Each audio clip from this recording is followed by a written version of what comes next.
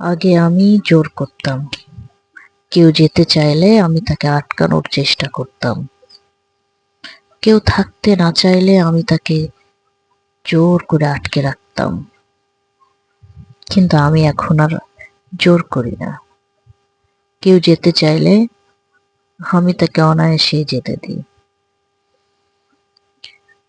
কেউ থাকতে না চাইলে আপনি তাকে কখনোই জোর করে আটকে রাখতে পারবেন না। কেউ থাকতে না চাইলে আপনি তাকে আপনার অনুভূতি বোঝাতে পারবেন না। কেউ থাকতে না চাইলে আপনি আপনার হৃদয়ের কথাগুলো তাকে বলতে পারবেন না।